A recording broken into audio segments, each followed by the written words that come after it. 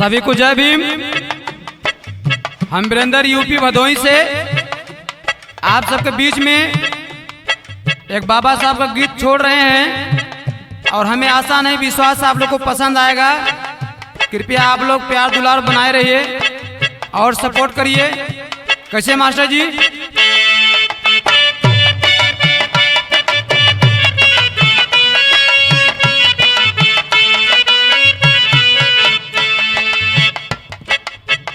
बाबा भीम जना में, बाबा भीम जना में, हमारी नगरिया में भीम जना में, बाबा भीम जना में, बाबा भीम जना में, हमारी नगरिया में भीम जना में, बाबा भीम जना में, बाबा भीम जना में, हमारी नगरिया में भीम जना में, हमारी नगरिया में भीम जना में,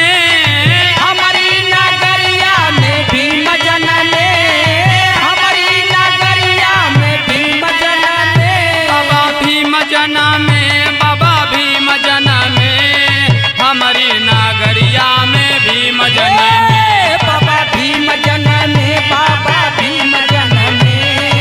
हमारी नगरिया में भीम जना में, बाबा भीम जना में, बाबा भीम जना में, हमारी नगरिया में भीम जना में,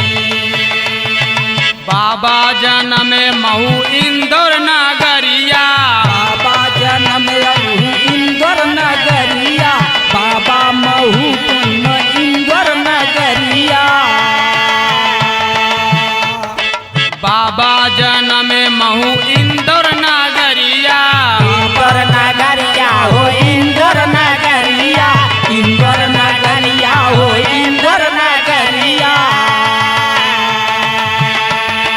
पिता राम राव जी का खिलल बखरिया, खिलल बखरिया हो खिलल बखरिया, खिलल बखरिया हो खिलल बखरिया, माता भीमा बाई के लाल जना में, हो माता भीमा बाई के लाल जना में, बाबा भीम जना में, बाबा भीम जना में, हमारी नगरिया में भीम जना में, बाबा भीम जना में, बाबा भीम जना में, हमारी नगरिया में भीम जना में, बाबा भीम जना में, बाबा भीम जना में, हमारी नगरिया में भीम जना में, ओ हमारी नगरिया में भीम जना में, हमारी नगरिया में भीम जना में, हमारी नगरिया में भीम जना में, ओ बाबा भीम जना में, बाबा भीम जना में, हमारी नगरिया में भीम जना में, बाबा भीम जना में, बाबा भीम जना में, हमारी नगरिया में भीम जना में, बाबा भीम जना में, बाबा भीम जना में, हमारी नगरिया में भीम जना में, बड़ा होके बाबा साहब कैले पढ़ाई, कैले पढ़ाई हो कैले पढ़ाई, कैले पढ़ाई हो कैले पढ़ाई,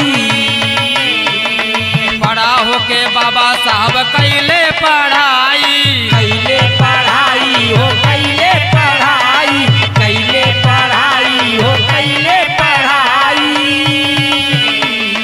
32 डिग्री साहब लिहल अपनाई, लिहे अपनाई हो लिहे अपनाई, लिहे अपनाई हो लिहे अपनाई, लिख देहले बाबा संविधान